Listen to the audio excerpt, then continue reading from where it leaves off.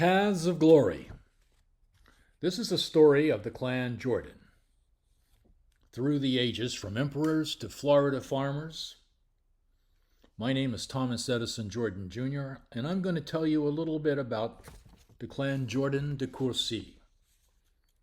Our clan rises to the heights of Holy Roman Imperial glory and falls to the nadir of farmers in Georgia living on rocky Comfort Creek. The story goes back and forth. Fortunes have been earned with cunning and courage, but inheritance practices of the Dormans concentrated family wealth on the eldest son, leaving others in the family to fend for themselves. Often these ancestors became trusted servants and carried out the commands of their liege lords. Some rose in rank and eventually reigned as consuls, kings, or emperors. Our journey will start near the Rhine River in Gaul, on what is now the Belgian, French, and German border, and expand to Asia Minor, Africa, the Americas, with side trips to Asia. It will include the Western Roman Empire, the Franks, the Saxons, the Crusaders, the Norman conquest of England, the Norman invasion of Ireland, the European colonization of America, the American Revolution, and the war between the states, as it's called in Dixie. In the past 1700 years, Jordans have traveled far and wide. Sometimes they were invading other lands like England or Ireland, and at other times they were just fleeing people that they owed money. Important towns in our story are Courcy, Metz, Cologne, Paris, Hastings, Catania, Toulouse, and even Macon, Georgia. We're going to follow the male line for simplicity because in theory, if you go through 55 generations, the result is going to be about 36 quadrillion parents. Now that's way too many parents to list here, and probably more than a number of people that have ever lived. So there's definitely some pedigree collapse when an ancestor appears multiple times in a family tree. For example, let's take Charlemagne. He had more than 20 offspring, so he's in a lot of family trees. Now we've done some genetic testing that we're going to be reviewing here. Genetic testing on Ancestry.com links genetic testing with individuals who entered their family trees, and we've been identified to have 38 descendants of the Revolutionary War soldier Baxter Jordan, also known as Baxton Jordan, that match directly with me, your narrator. Let's go to some of the testing results. Here we see some 23andMe mapped out showing where the ancestors that I had who have had any testing linked together, mainly in Northern Europe and the British Isles. The testing on Ancestry.com reveals 41% English, 26% German, 19% Scottish, 5% Dutch, 3% Cornish, 2% Welsh, 2% Irish, 2% Icelandic. Where the Icelandic come from? Well, it's probably the Saxon Norse heritage. If we trace back my Anglo-Saxon tree, we come up all the way to the Geats, which were the earliest of the Scandinavian tribes in what is now Sweden and Denmark. If we look at the testing for our English and Northern European genes, we see that they are mainly in England, Midlands, in the area of Belgium, France, and Normandy. The English links are very strong for the English Midlands, especially around Surrey. The Scottish links show 19% in Ancestry.com, about 17% from the paternal side and 2% from the maternal side. If we were to look at the family tree for individuals coming and immigrating from Scotland to the colonies, we come up with John Guthrie, who came from Ayrshire, 1682. He was my 7th great-grandfather. Now, the Laird of Guthrie, his ancestor, was sent to France in 1299 to invite William Wallace to return back and negotiate with the king. It didn't turn out too well for William Wallace. My other identified Scottish ancestor, Jane Stewart, came from Edinburgh, 1686. Now, if we look at the ancestry on the Irish side, we can directly identify William Benjamin Kane, my fourth great grandfather, who came from Donegal, and John Shagog with his wife Eleanor Deering of Dublin and Monaghan. I have Irish links throughout the Emerald Isle in the various counties, as shown here. Many of them are through a maternal link, so they're not going to be showing up strongly on the Y chromosome history that we're showing you today. My Cornish genetic ancestry at 3% may be representative of a family living in Somerset. This was one of the baronies that was given to my ancestor who came over in the invasion with William the Conqueror, which we will see in a little while. Welsh ancestry at 2%, I can identify Thomas Nathaniel Benjamin Edwards, 1690, and Benjamin Roberts, 1711, both from Wales. Germanic ancestry strong, about 25%. 24% of it is the Ellers of Baden-Württemberg on my mother's side, my maternal grandfather. If we look at how the German and ancestry shows up, we see a lot from Lorraine, in the area where my ancestors were barons, and Metz, where they were kings, and Cologne. The Baden-Württemberg area here, shown in deep blue, is where the Eller family comes from. Dutch ancestry, 5%. We can directly link Captain Frans Janssen Bloodgoed of Gouda, who actually was a transatlantic navigator. The area you see here in pink and red is part German, Belgian, Dutch, Luxembourg. And what we basically see here is the area where the Franks migrated, first from around northern Germany and Denmark, where they were with the Geat tribes, and they traveled through. They first traveled into the Roman Empire across the Rhine around 200 AD. Eventually, in order to control these wild tribes that were crossing the Rhine, the Roman emperor decided he needed to have some people there to protect him from the tribes. And so, around 200 AD, Emperor Julian allowed one of the Frankish tribes to settle in the area of Toxandria. We see here on the map, Toxandria, and we see the Rhine River along the side there. You'll see to the far right Cologne. This area was controlled eventually by a leader of the Franks named Tutemer. He is my 57th direct great-grandfather of the most recent generation. He was born in 310, died 363 AD.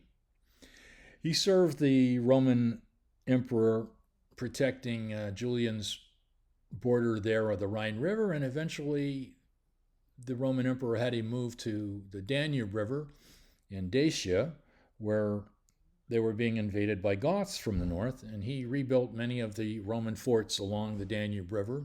He was then the Duke of Dacia Repensis, which means riverside Dacia.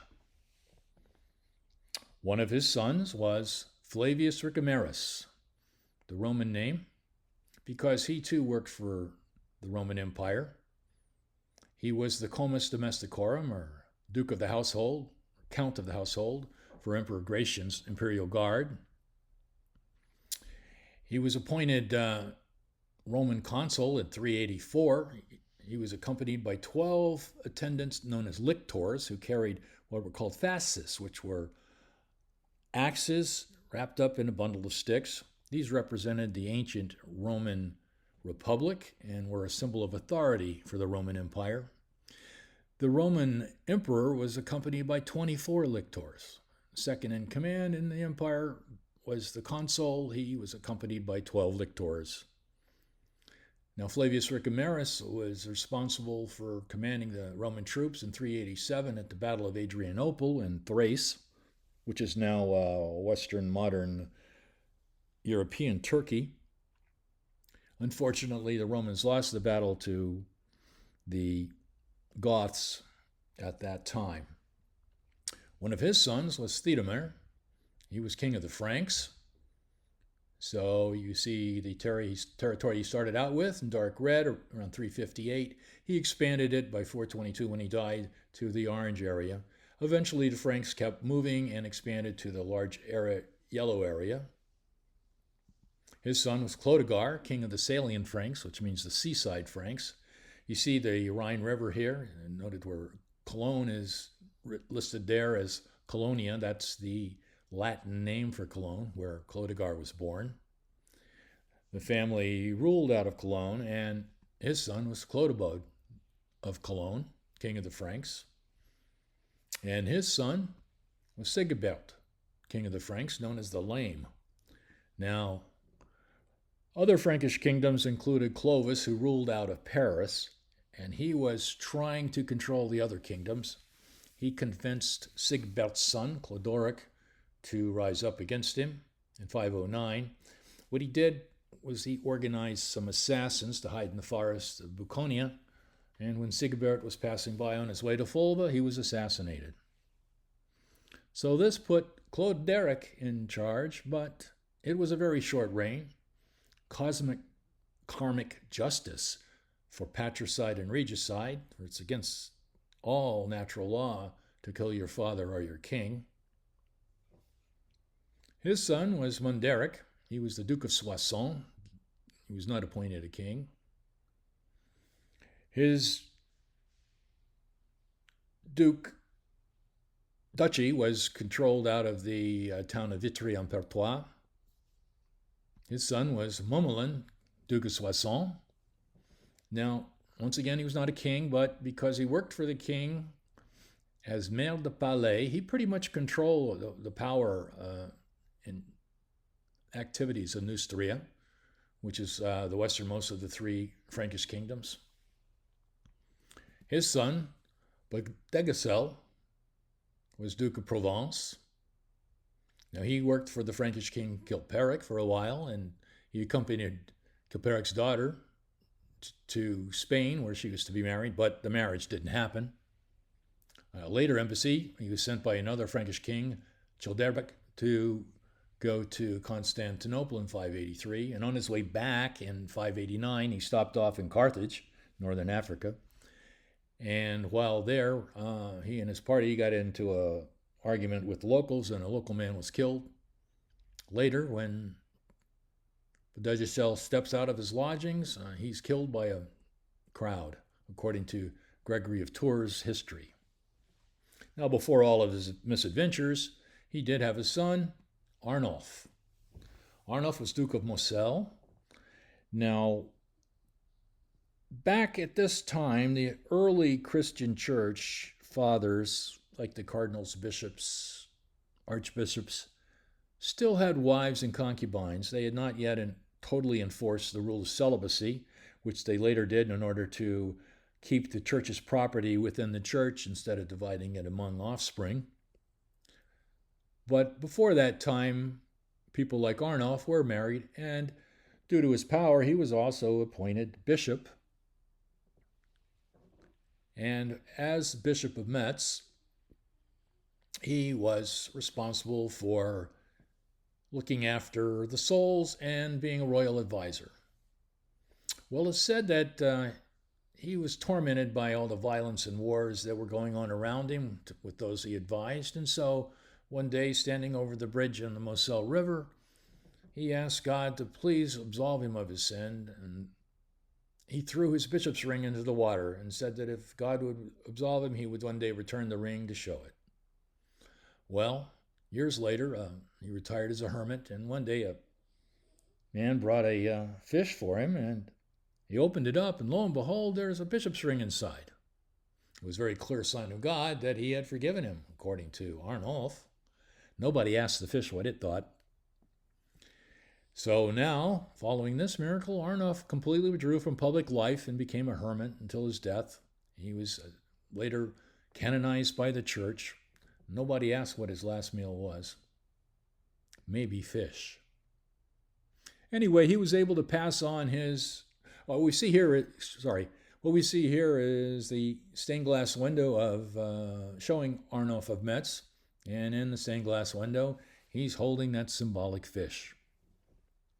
He was able to pass his wealth and the title of duke to his son, Segicel, who was Duke of Metz. Unfortunately, Segicel met an untimely death at the hands of his enemy Gundevend in 679 AD.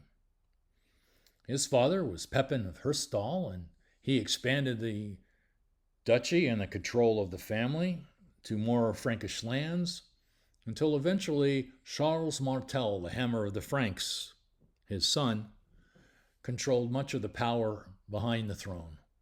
Now he was once again Maire de Palais. He was not appointed king. He was a great warrior.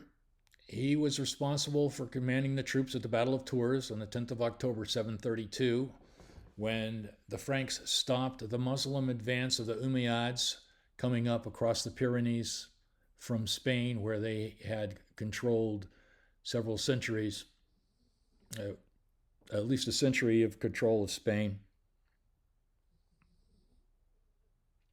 Now, he was never appointed king.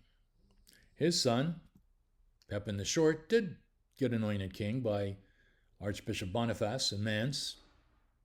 And his son was also a Frankish king, Charles the Great, known in French as Charlemagne. Now, he established much control over the other Frankish empires and eventually was able to control Saxon lands and invaded Lombardy. The Roman Empire itself had been split in two into East and West, and the Western Roman Empire had fallen in 476 AD. So here, 800 years later, Charlemagne has expanded his control over several Frankish kingdoms and other kingdoms like Lombardy, and so he got control and power over the Pope in Rome and decided he wanted to be named emperor. He got the Pope to name him Holy Roman Emperor on Christmas Day, 800 AD. Holy because he was named by the Pope, Roman Emperor because he represented the new Western Roman Empire. Charlemagne is my 42nd great-grandfather, direct male lineage. Now, the Carolingian dynasty divided up property among the eldest sons equally. That was not the case with the Normans, where the oldest son took everything.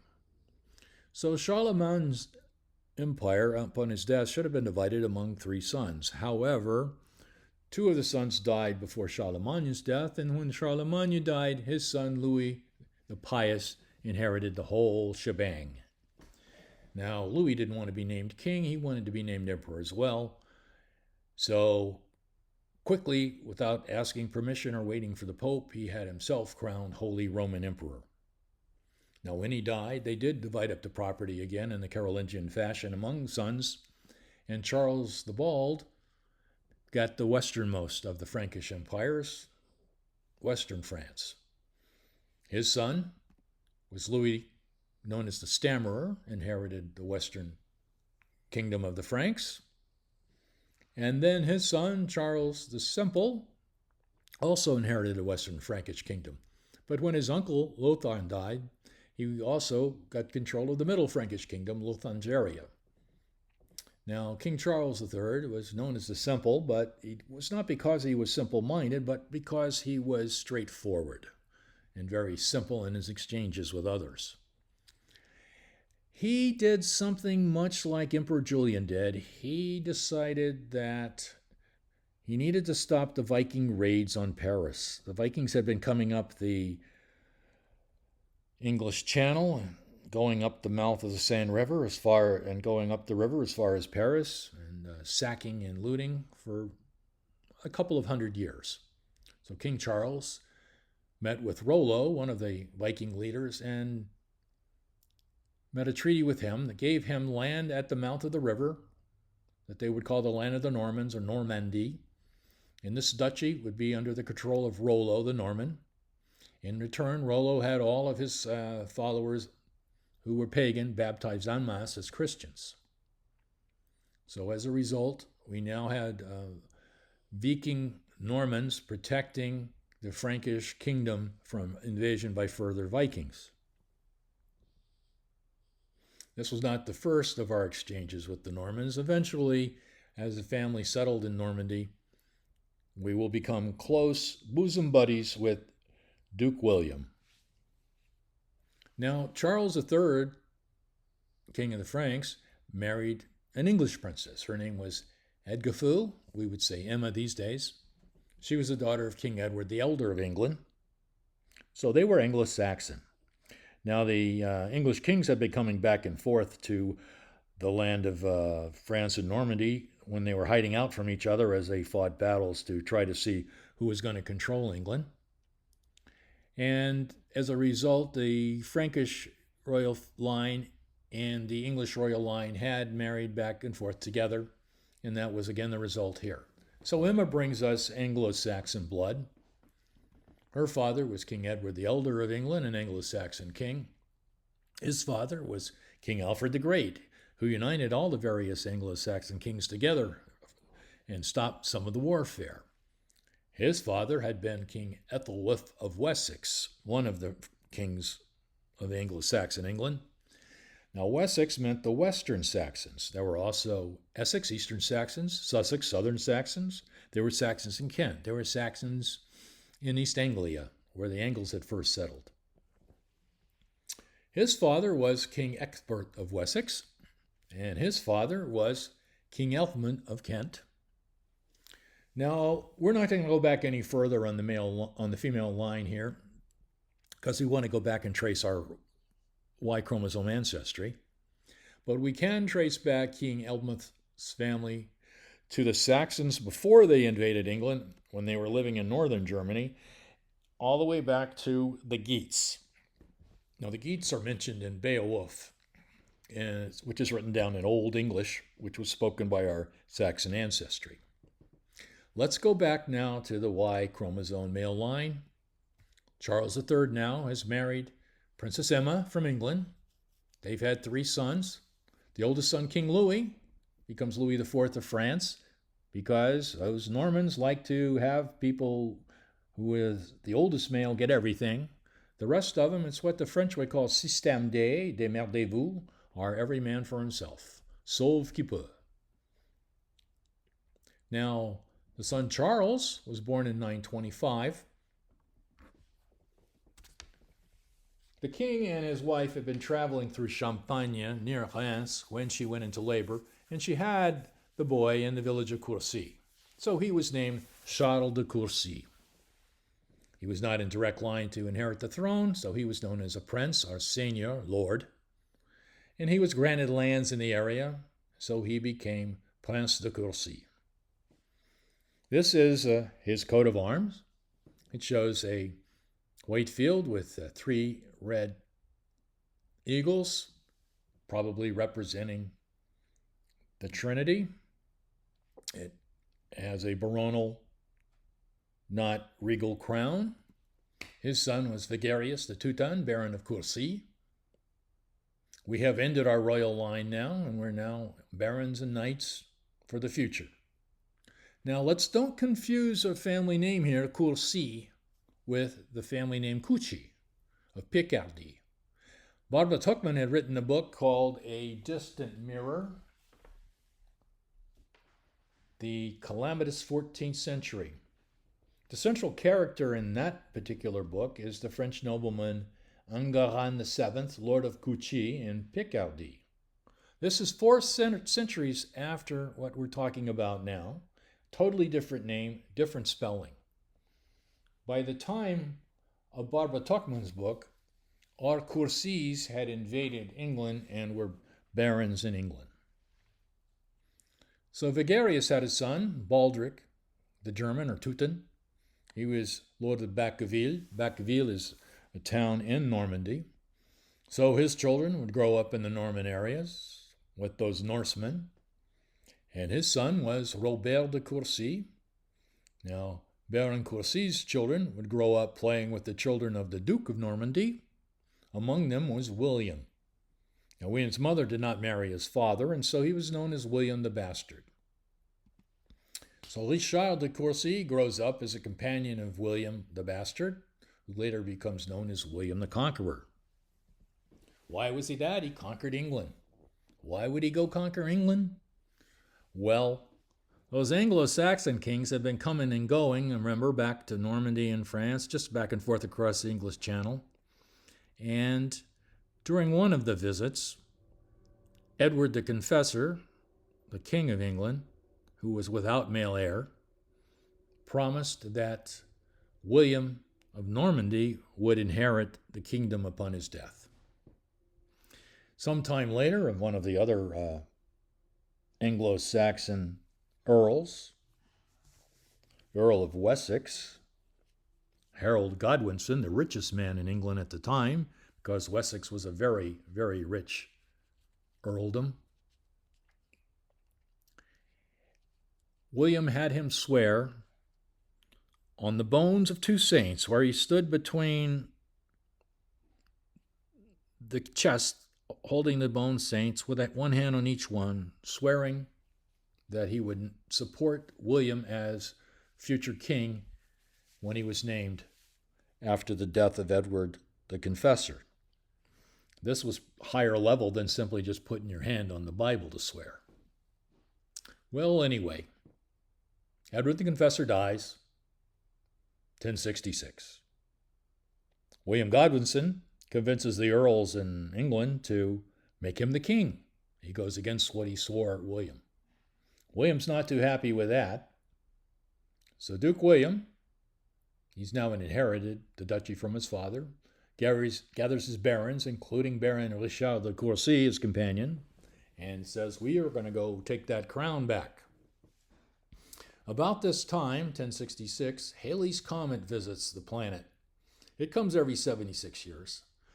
With the arrival of the comet, they had not yet figured out that it was such a routine visitor, and they thought it meant something really bad. The arrival of maybe dragons or the fall of kingdoms. Well, it meant the latter, because in September 1066, while Harold Godwinson, the acting king, was up trying to fight some Danes who had just invaded in northern England, William the Conqueror and all of his barons, including Richard de Courcy, invade England. Now, William had actually spent the previous Easter at his estate in England, not too far from Hastings, and I think he was laying plans for the siege at that time. Finally, in October 1066, William and all his men, including Richard de Courcy, face off against Harold Godwinson at the Battle of Hastings. William and his men had brought something new to battle in Europe, in England. They had mounted knights, armored with chainmail, riding horses that could charge right through the shield wall of the Anglo-Saxons. And so the Anglo-Saxons were quickly defeated. With his victory, William rewarded many of the barons, including Richard de Courcy, who he gave the barony of Stoke in Somerset.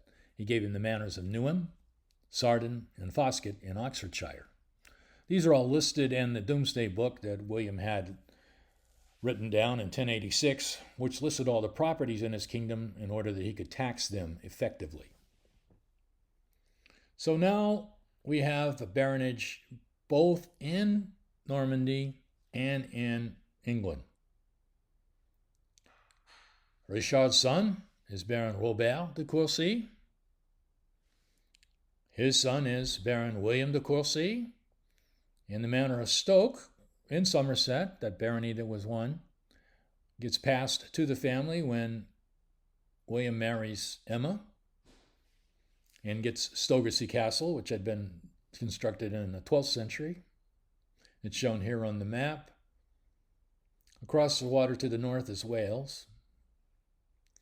Now, the way that inheritance worked in Anglo-Saxon times was you divided among all of the children.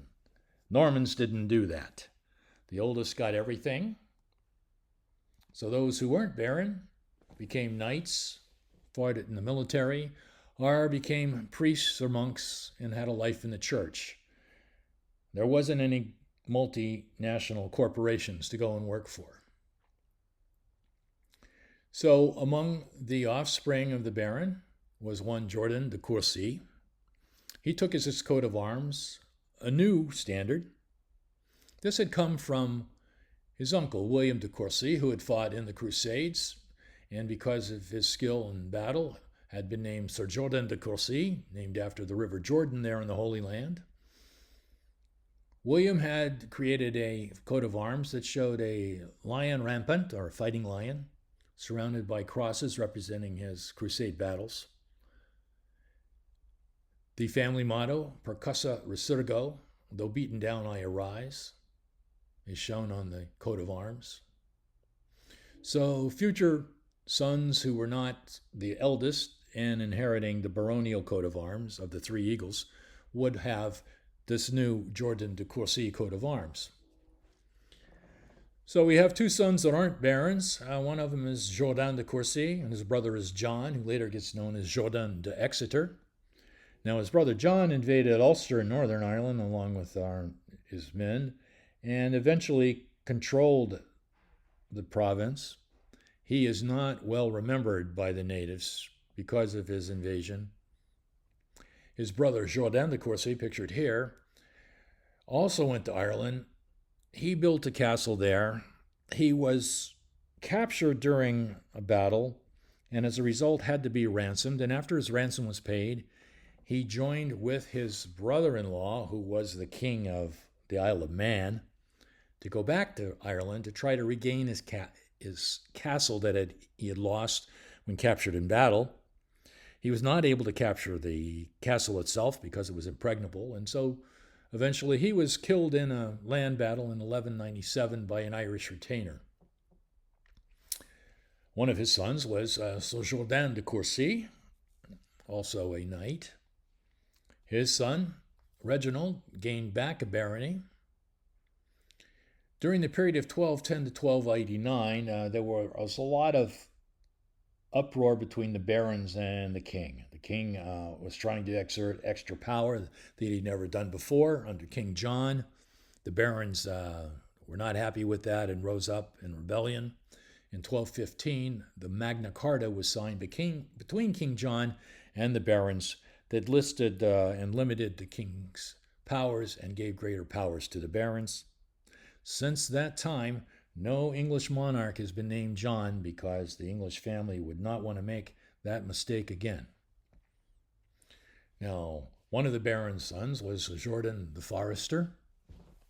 During the period of his life from 1230 to 1338, we see the rise of the Plantagenet kings, Henry III, Edward I, Edward II. Now, these kings did allow greater and greater powers in Parliament in order to counteract the king. Individuals who were not nobles were given a voice in government for the first time. Eventually, this was counterweighed with the House of Lords, where the barons or earls would be. This was also the time of the start of several wars in Scotland and the Scottish Wars of Independence. So Jean II de Jordan lived during the time of the Plantagenet king Edward I and his son Edward II. So we've got military conquest in Scotland going on, but eventually we come to a really terrible time for all of Europe in the Black Death during the life of John III de Jordan. Now, the Black Death killed almost half the people in Europe. People who were infected would have large swollen lymph glands called buboes. They would turn black, their skin would turn black, and they would die. John III's son was John IV. He lived during the time of the 100 Years' War, when the King of France was trying to get back some of the lands that had been owned by William of Normandy before he became the English king. So the French king was trying to get back Normandy, trying to get back Anjou, trying to get back Aquitaine that had passed with the marriage to Henry of Eleanor. So for 100 years, the English and French fought, including during the lifetime of John V, Jordan, and the lifetime of Thomas Jordan. Finally, in 1453, we have an ending to those wars. Thomas's son was Sir Robert Israel Jordan. Now, when he was born, people thought the world was flat. 1492, Columbus goes to the New World, and we have proof that there is another side to the world on the other side of this globe. His son also lived during the Age of Discovery, from 1480 to 1506. And his son, William Holmes, lives during the reign of Henry VIII. Henry VIII throws out the Roman Church and becomes King of England and starts the Church of England. After several upsets and wars, John Daniel Jordan lives during the reign of Elizabeth I. His son, John Henry Jordan, for some reason is not named a knight by Elizabeth, so he's known as a gentleman of Gatwick in Surrey, where the family house was. His son is Lawrence William Jordan, also a gentleman of Gatwick. By this time, Elizabeth dies in 1603. The English are colonizing the New World with Jamestown, and Arthur Archibald Jordan takes whatever wealth he has and immigrates from Gatwick to the Virginia colony around 1630 before his death in 1635. He takes his family with him. He's about 500 years too early to fly out of Gatwick Airport, which is now built on the family land there in Gatwick, Surrey. His son, Arthur Henry Jordan, goes with him as a young boy. They're lucky to leave when they do because the English Civil War breaks out in 1642 and lasts until 1651. And then the Great Fire of London hits in 1665 and the Great Plague, 1665 to 1666. This is all described in Samuel Pepys' diary. So Arthur Henry and his father had moved to what was called Surrey Side in the colony of Virginia. This was opposite Jamestown on the James River. It's known as Surrey County and was named after the county in England. It's on the coast where George Arthur Jordan also lives. They don't have any inroads going into the interior of the country yet. Just nothing but forest and Indians there. Eventually, his son, Thomas Jordan, leaves the Church of England and converts to become a Quaker and becomes famous. One of his sons is Drury Jordan, and Drury sets out with his family. They migrate through Virginia, and eventually Drury winds up in Tennessee with Drury Jr. But among his sons was Baxton. Baxton's also known as Baxter. If you look at textbooks who have been interpreted from old manuscripts, they'll often say Baxter. But if you look at the manuscript itself, which we're going to show you, it's usually, he spells it out as Baxton. Now, Baxton fought for the Georgia 2nd Regiment of the Continental Army in the Florida campaigns against the English in British Florida near Jacksonville. And as a result, he was given land by the state of Georgia for that. He survived a Creek Indian attack in 1779 with his wife Margaret. And we have an affidavit that describes that Creek Indian attack that he and his wife signed. In Georgia at the time, after the Creek Indian lands were captured and the Creeks were driven away, by treaty, the Georgia government gave away 200 acres to heads of households and another 50 acres to dependents in the household. These were called head rights. So Baxton was giving 250-acre head right for he and his wife. Now, later on, he received 318 acres for his service in the Continental Army. Now, Baxton had immigrated down from Darlington, South Carolina, where many of the family were staying, and he went back and forth between Darlington and his properties in Georgia along what was called the Fall Line Road. The way that the mountains go to in the Piedmont and fall down into the flat plain of the coast, there is an edge of land where all the rivers have waterfalls. This is where the colonial towns would have mills, which were the sources of power before steam. So these mill towns were all connected by a road called the Fall Line Road. Started being built around 1730 in Fredericksburg, Virginia, and as it moved south down by 1750, it was built all the way to Augusta, Georgia. So this is the road that Baxton and his family would have traveled back and forth between their lands in Georgia and their land in Darlington, South Carolina. In looking at genetic testing from Ancestry.com, yours truly has 38 descendant DNA matches for Baxton. We see here a copy of Baxton's signature and Margaret's ex. She was clearly did not read and write, in their affidavit describing the Creek Indian attack and their neighbor's request for compensation from the state of Georgia. We see also here the grant for the head right for the 250 acres to Baxton and his wife. Now, Baxton, or Baxter as other people call him, had several children. Among them was Barry. Barry moved to some of the land that Baxton owned in Georgia, next to his brother John Jordan. This is a picture of John Jordan's cabin built around 1790, the picture taken in 1971. It shows what's called a dog trot cabin, which has the middle section open where the dog would trot. One side would hold the family living quarters, and the other side was the barn.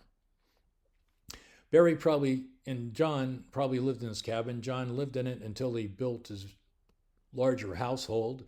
It later became the family manor. Both that house and the cabin were bought by the Pearson family in 1967.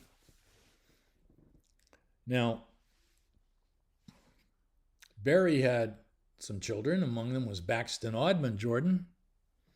Now, Baxton settled in the same land, probably given by his grandfather. This is a picture of his Uncle John Jordan's cabin where he probably stayed until he could make a household. However, Baxton died early. He left his widow Delania with a young son, Albury, when he was 22. Albury being only 2 years old. Albury and Delania are listed on the census of 1850, living with her sister-in-law, Mary Jordan. Now, Baxton had some children, including Albury Jordan. Albury has various spellings of his name, sometimes Albury, sometimes Aylesbury, sometimes Alsbury with a W. Like many men, he was drafted into the Confederacy. His conscription was into the Georgia 49th Infantry, Cold Steel Guards of Washington County. He was wounded in the Battle of Seven Pines that was fought on the Delaware, Maryland, Virginia Peninsula on the 31st of May, 1862. This is an early daguerreotype that actually shows a scene from that battle. This, I believe, is an artillery company. Albury had son Augustus. Augustus and his wife Jency had 4 sons and 3 daughters. He was a farmer in Tennille, Georgia. You see him here to the far right in the picture. Among his children were Abner Lee Jordan. Lee, of course, getting introduced into a lot of family names after the Confederacy. Robert E. Lee. Now, Abner and his wife, Eunice Mutel Pierce, who was a trained nurse, moved from Georgia to Punta Gorda, Florida, when property was cheap. Abner had been in the Georgia National Guard during World War I. His children were Abner Jr., Mildred Kathleen, George Edgar, and Thomas Edison. Thomas Edison Jordan Jr., commander of the United States Naval Reserve, Started off his military career in the United States Marine Corps, then went to Officer Candidate School, flight school, and was a naval aviator. He flew fighters and fixed-wing aircraft, helicopter and aircraft subhunters, seaplanes. He was a flight instructor in Pensacola, Florida when he retired from the Navy. His second career was teaching. He had a Bachelor of Science and a Master of Arts degree in teaching from Rollins College, and his specialty was mathematics. He also taught real estate law as an adjunct professor at Valencia Community College and had a real estate license. He had 2 children, Thomas Edison Jr. and Anita Robin. Thomas Edison Jordan Jr., yours truly, the narrator of this, was a Cub Scout. I have a Bachelor of Arts degree from Rollins College. I studied at the Université de la Sorbonne Nouvelle Paris. I have a Diplôme de Premier Cycle en Médecine at the Université de Toulouse. I have a Doctor of Medicine degree from the University of Florida. I was a resident in psychiatry at Brown University and a faculty instructor in the medical school. I was a fellow in psychiatry and child psychiatry at Harvard University and Brown University. I have a Master of Public Health degree from the University of Michigan. I have a master's license in the United States Merchant Marine. I was the owner of Salmo Charters and master of the motor vessel Susan Elizabeth out of Henderson Harbor, Lake Ontario. While serving in the Merchant Marine, I was also attached to the Medical Corps of the 10th Mountain Division, United States Army at Fort Drum, New York. I was involved with caring for the 10th Mountain Division at the time of the first Gulf War, known as Operation Desert Shield, and I was wounded on the 7th of August, 1990, at the outbreak of that conflict.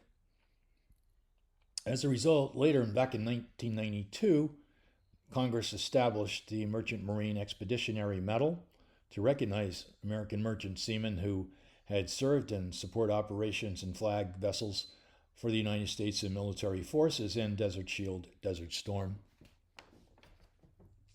I married Zeliha Suzanne Berker on the 20th of August, 1993.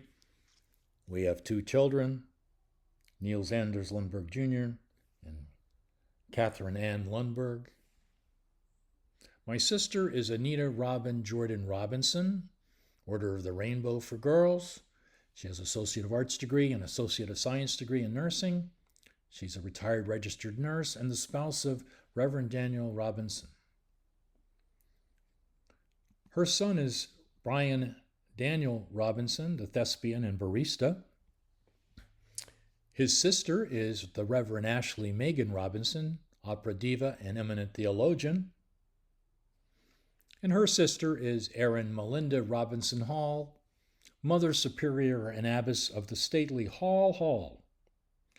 She is the spouse of Reverend Dr. Jake Hall, and together they are parents of the latest generation of the Hall Robinson Jordan de Courcy clan. This consists of Squire Logan, La Demoiselle Tilly, Squire Gideon, and Squire Jeremiah. What we see pictured is the coat of arms of the Hall Robinson Jordan de Courcy. It features the coat of arms of Courcy, the white field with the 3 red eagles, coat of arms of Jordan, the blue field with the gold lion and the crosses representing the battles and the crusade. We see the 3 stags' heads of the Robinson coat of arms and the 3 swans' heads of the Hall coat of arms. I would like to thank you for your attention, and I've been very pleased to tell you a little bit about the Jordans de Courcy and the new generation of Hall Robinson Jordan de Courcy.